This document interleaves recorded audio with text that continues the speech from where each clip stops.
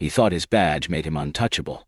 Until he brought the wrong woman to court. The handcuffs bit into Maya Wilson's wrists, metal cold against her skin, as Sergeant Thomas Reed shoved her toward the patrol car. She didn't resist, didn't fight back. She didn't need to.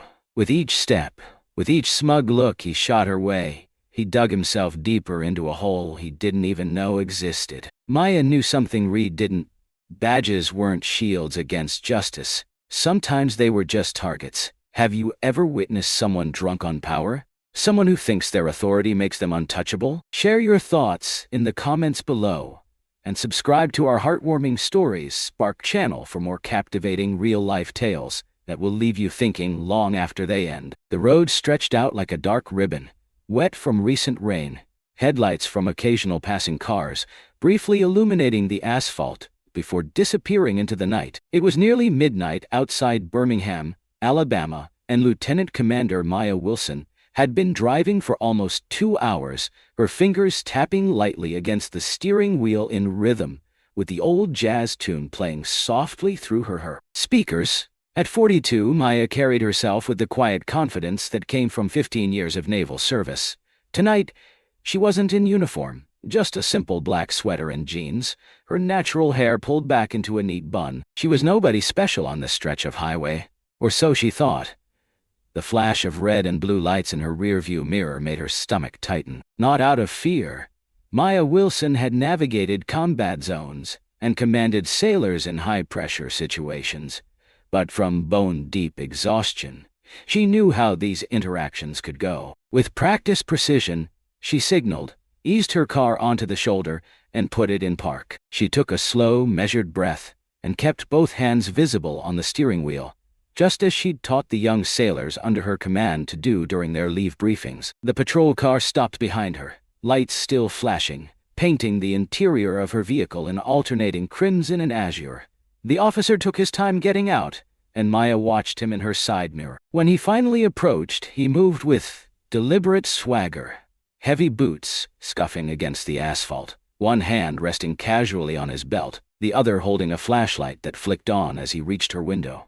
License and registration. No greeting, no explanation. His voice was flat, practiced, impatient. Maya met his eyes briefly, then reached slowly toward her glove compartment, pulling out her documents with measured movements. "Was I speeding, officer?" she asked, her voice steady, professional. The officer, Sergeant Thomas Reed according to his nameplate, didn't answer immediately. He took the papers from her hand, holding them just out of reach as his flashlight beam swept across her car's interior. "Tail lights out," he finally said. Maya frowned. "That can't be right. I had them checked just 2 weeks ago." Something shifted in Reed's posture, a subtle straightening of his spine. "Are you arguing with me?" "With me?" The question hung in the air between them.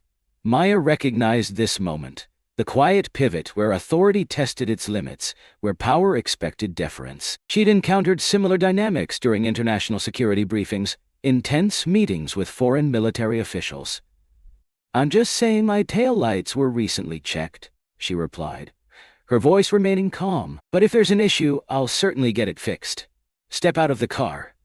Reed cut her off like he hadn't heard a word. Maya exhaled slowly. She glanced toward the empty highway. "No witnesses." She tapped her fingers against the steering wheel once, then reached for the door handle. "Mind telling me why?" she asked. Reed tilted his head, a smirk playing at the corners of his mouth. "Because I said so." The statement lingered between them for a moment before Maya unbuckled her seatbelt and pushed the door open. The night air was cooler than she expected. She stepped onto the pavement. Her posture relaxed but measured. She wasn't looking for confrontation, but she wouldn't be intimidated either. Reed took a step back, scanning her from head to toe. She could feel him sizing her up, calculating how much he could push. "Turn around, hands on the car." This time she hesitated. "For what reason?" Reed stepped closer, his smirk vanishing. "Are you resisting?" Maya held her ground. "No. I'm asking a question." A flicker of something, annoyance, perhaps amusement, crossed Reed's face. Then, without warning, he reached for his radio. "We got a non-compliant driver here," he muttered into the speaker. Then, louder, "Turn around." Maya's pulse quickened, but her expression remained neutral. "Officer, I need you to understand something," she said, her voice low but firm. "I know exactly what I'm allowed to do, and I know exactly what you can't do."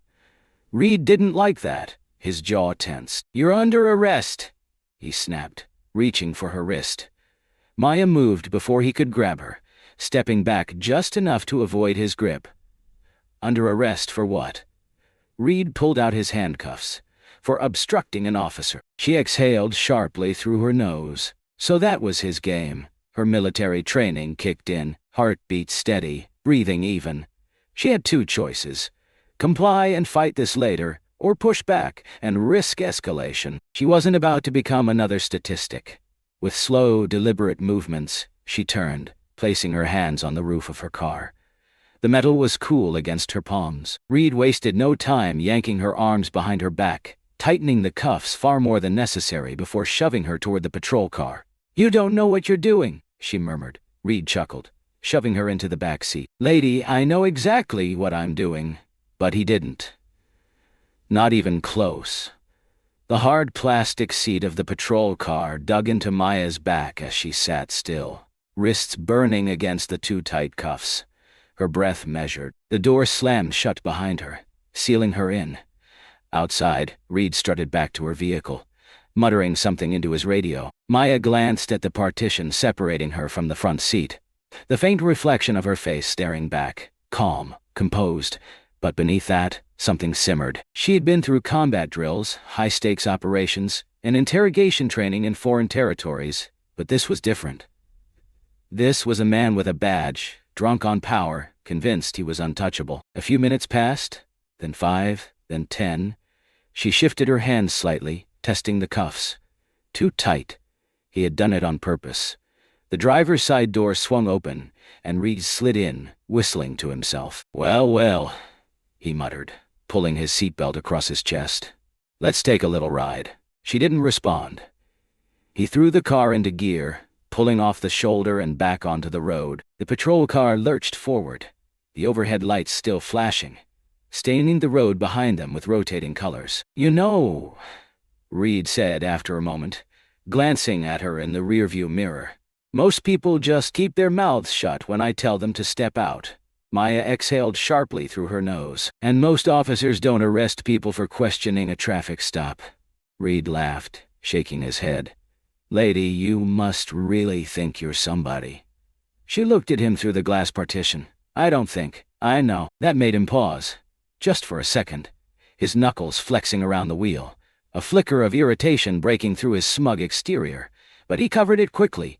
"You military?" he asked, his tone suddenly shifting. She didn't answer. "Yeah, I figured," he went on. "You got that attitude. That above-the-law type." He smirked. "Bet you thought I'd back off if you threw that around, huh?" Still, she stayed silent. Reed clicked his tongue. "Shame," he mused, shaking his head. "If you'd just kept your mouth shut, we could have avoided all this." Her jaw tightened at the audacity, as if his actions were somehow her fault. The police station came into view up ahead, a squat, gray brick building just off the main road. The parking lot was mostly empty. Late-night processing was slow, and it looked like she was his only guest. Reed pulled into a reserved spot near the entrance, killed the engine, and turned to look at her through the partition. "Gotta say," he murmured, "I do love when they make it easy." Before she could respond, he was out of the car, slamming the door behind him. A second later, her door swung open. "Let's go," he ordered. Maya twisted her wrist slightly as she stepped out. The cuffs bit into her skin. He hadn't loosened them at all.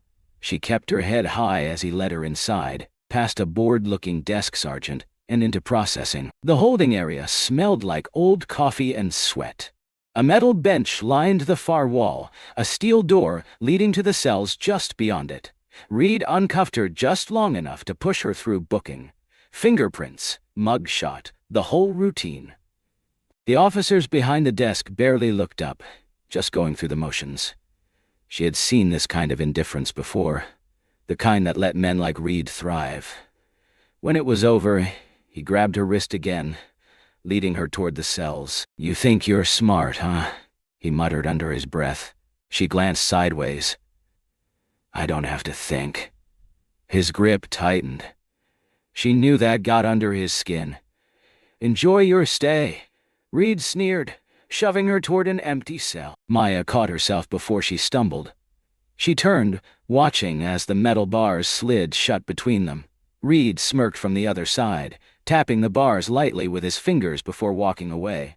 The lock clicked into place. She took a slow breath, then sank onto the bench. The chill of the metal pressed through her jeans, grounding her. One night, that's all it would take. Because Reed had no idea who he had just messed with. The metal bench was cold, hard, unforgiving. Maya shifted slightly, rolling her shoulders to ease the stiffness creeping in. The cell wasn't much, just 4 walls, a single flickering light, and the faint smell of old sweat and disinfectant. She had spent nights in far worse conditions, in places where the threat wasn't just discomfort but real danger. This was nothing.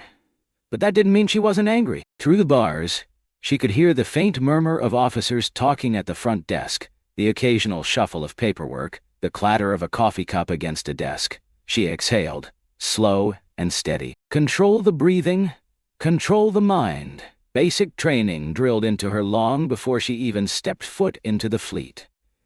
Then, heavy footsteps. Reed. She knew it was him before he even came into view. His stride had that same arrogant rhythm, like a man who thought he owned the world. He appeared in front of the cell a second later, arms crossed over his chest, that same smirk plastered on his face. Comfy? She didn't answer. He tilted his head, stepping closer to the bars. You know, if you'd just played along, you wouldn't be in here right now. Maya let a slow smile curl at the edges of her lips. Oh, I'm exactly where I need to be. Reed's smirk faltered for just a second. A flicker of something in his eyes. Annoyance? Uncertainty? He covered it fast, scoffing as he glanced toward the empty holding area. No one's coming to get you tonight, lady, he shrugged. Yes, that means you'll have some time to think about that attitude. Maya just watched him, unmoved, unshaken. Reed leaned in slightly. See, here's the thing, he continued, lowering his voice. People like you think the rules don't apply. You think a little confidence is enough to get out of trouble. She let him talk, let him ramble. It didn't matter, because he didn't know what was coming. And then, as if on cue, another officer approached from the hallway, a younger guy, probably in his late 20s, dressed in a standard-issue uniform. He stopped a few feet away, holding a clipboard. Sergeant?" The officer's voice carried just a hint of uncertainty. "We got a call." Reed barely glanced at him. The officer hesitated, shifted on his feet.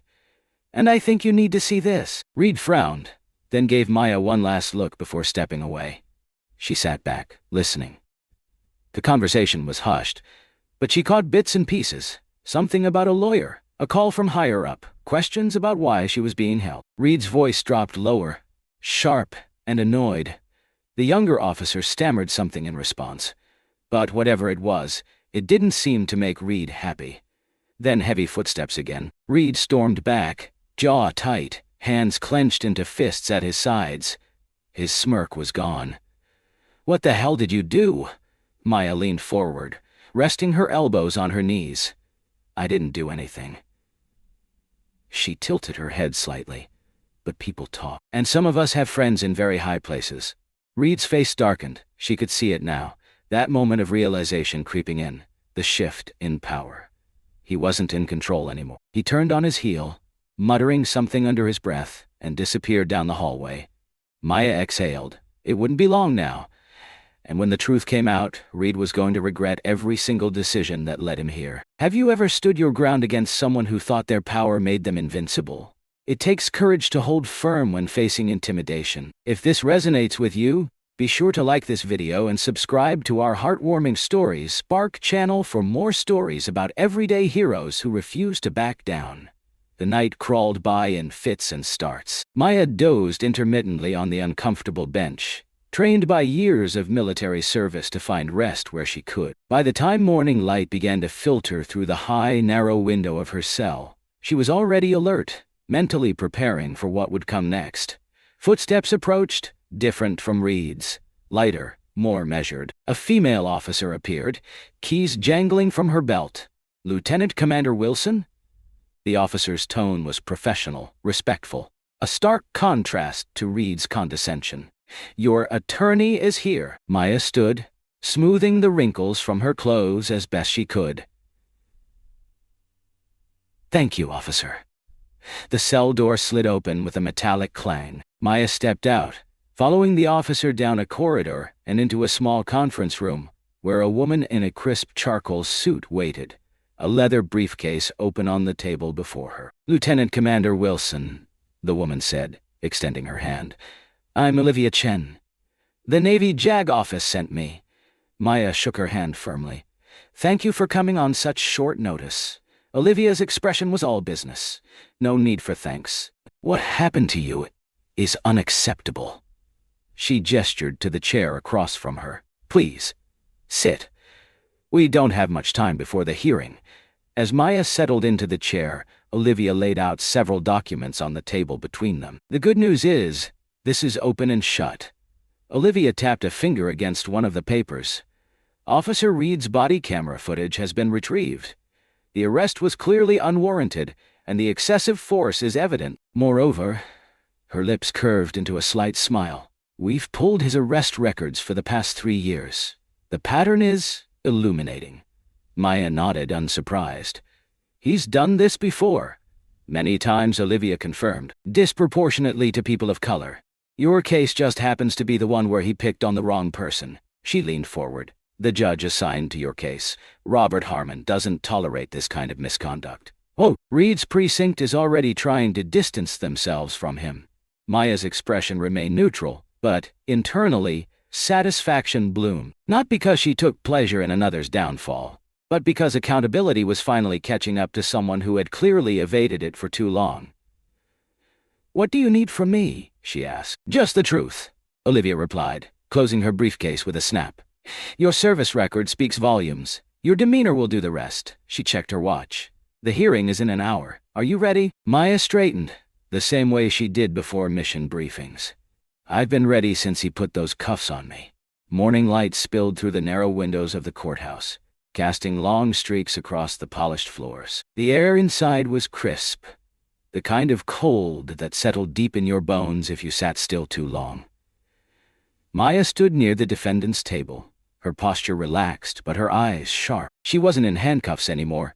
No orange jumpsuit, no holding cell, just a well-tailored navy blue blazer, a simple blouse, and an undeniable presence. Beside her, Olivia Chen flipped through a stack of papers, barely glancing up as people trickled into the courtroom. The woman was efficient, methodical, no wasted movements, no small talk. Maya appreciated that. The heavy wooden doors at the back of the courtroom swung open. Reed walked in. He still carried himself like he owned the room, shoulders squared, chin slightly lifted. But there was a difference now, a stiffness in his step, a flicker of something in his expression that hadn't been there before. He wasn't as sure of himself anymore. Maya caught his eye. He looked away. "Good." The judge entered and the room quieted. Judge Robert Harmon, an older man with a weary expression, adjusted his glasses as he settled in. He didn't waste time. "All right," he sighed, glancing over the case files. "Let's get to it." The prosecutor, a middle-aged man with neatly combed hair, cleared his throat. "Your Honor, we have reason to believe that the defendant, Lieutenant Commander Maya Wilson, was unlawfully detained without probable cause. Furthermore, new information suggests a pattern of misconduct involving the arresting officer, Sergeant Thomas Reed." A murmur rippled through the room. Reed shifted in his seat, jaw tightening. The judge peered at him over his glasses. "Sergeant Reed, care to explain?" Reed leaned forward, clearing his throat. "Your Honor, the defendant was uncooperative during a routine traffic stop. The prosecutor cut him off." "Uncooperative?" He turned, lifting a document from the table. "Lieutenant Commander Wilson's record shows a distinguished military career. graduate of the Naval Academy, multiple commendations, no criminal history, no outstanding citations. Are you telling me that despite all this, she was such a threat that you had to arrest her over a broken taillight? Reed opened his mouth, then shut it. The silence stretched. The prosecutor continued, flipping through his papers. Additionally, an internal review of your arrest history shows a disproportionate number of traffic stops involving black drivers in this district. The murmurs grew louder. Reed's face darkened.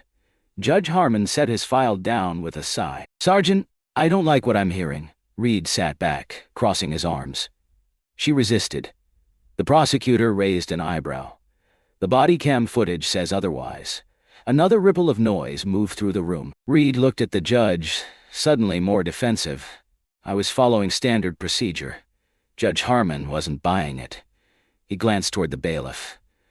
Let's play the footage. A screen lowered at the front of the courtroom. A video began to play. Maya didn't turn to watch. She had lived it. Reed barking orders. Her calm voice, the unnecessary escalation, the smug way he tightened the cuffs.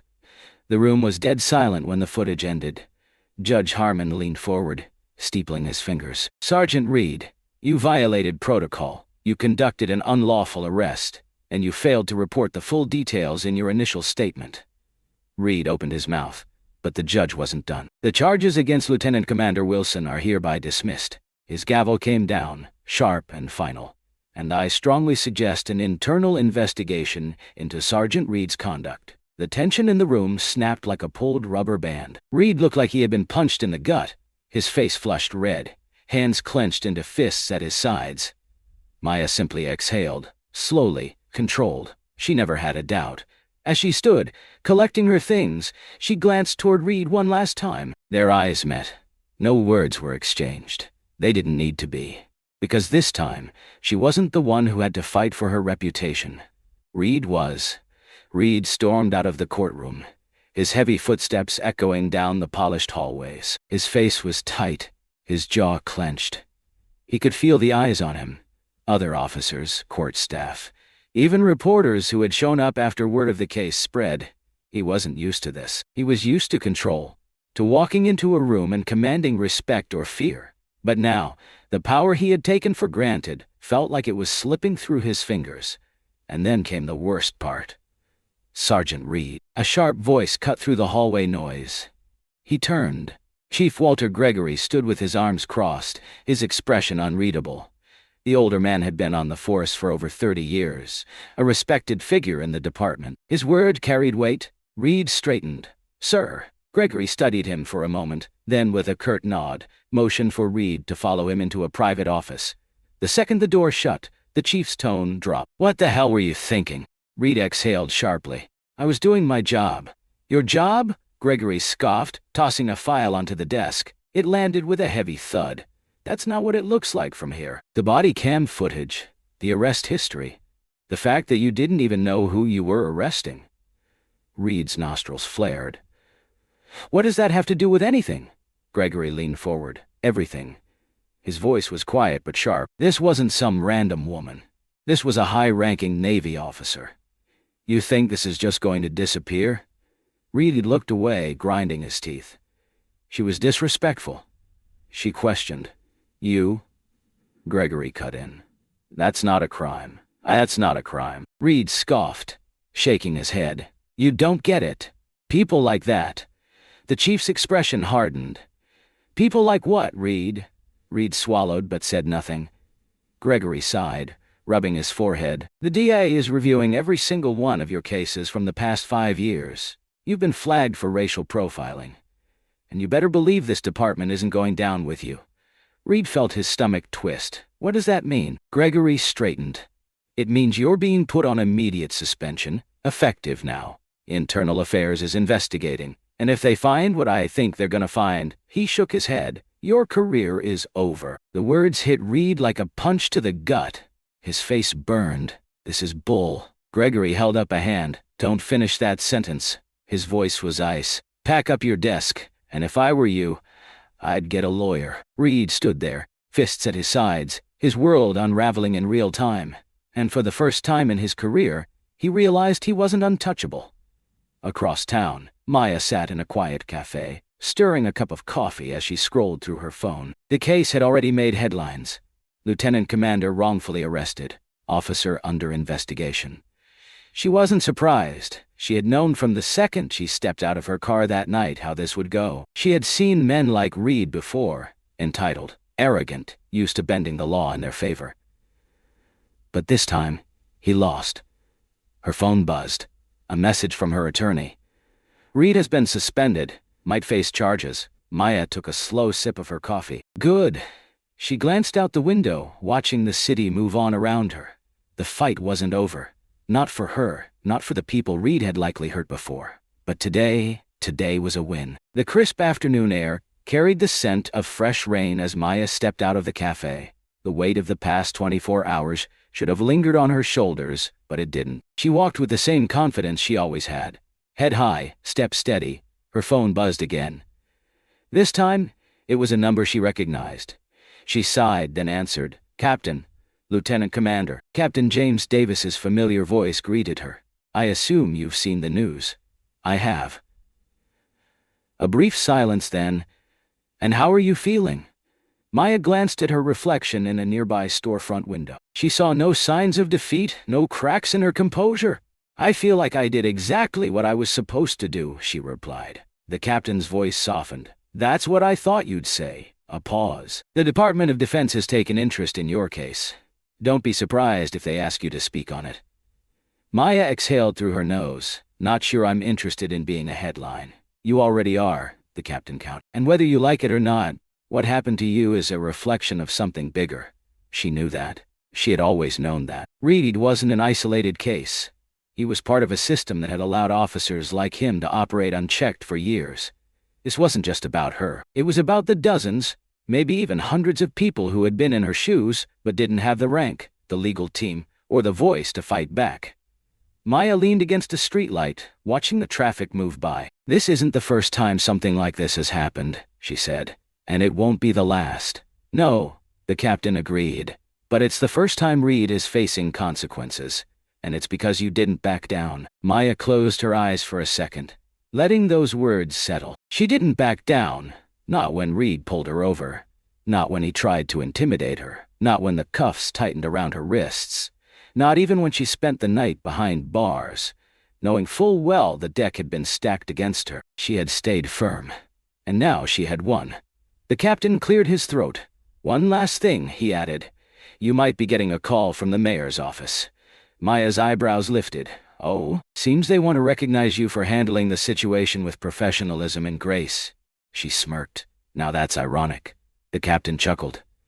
You gonna accept it? Maya thought for a moment, then shrugged. I'll think about it. She ended the call and tucked her phone back into her pocket.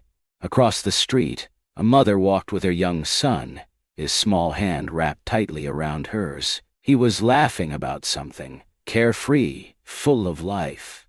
Maya watched them for a moment. The next generation. She had fought for herself, yes, but she had also fought for him. For every black boy and girl who deserved to grow up in a world where men like Reed couldn't wield their badges like weapons. She took a deep breath, and then she walked away, her steps firm, her purpose clear. Because this fight wasn't just hers. It never had been. Power unchecked is power abused. And the only way to change the system is to hold it accountable. What happened to Maya happens to people every day. People who don't have the privilege of rank, connections, or evidence to back them up. That's why it's important to speak up, to demand change, to refuse to stay silent. If this story made you think, share it. If it made you angry, talk about it. And if it made you realize how much work is left to do, stay engaged. Because real change starts with real conversations. Did this story resonate with you? Have you witnessed or experienced similar situations where someone abused their authority? Share your thoughts and perspectives in the comments below. Your voice matters in these important conversations. And don't forget to subscribe to our Heartwarming Stories Spark channel for more powerful stories that challenge us to think differently about the world around us.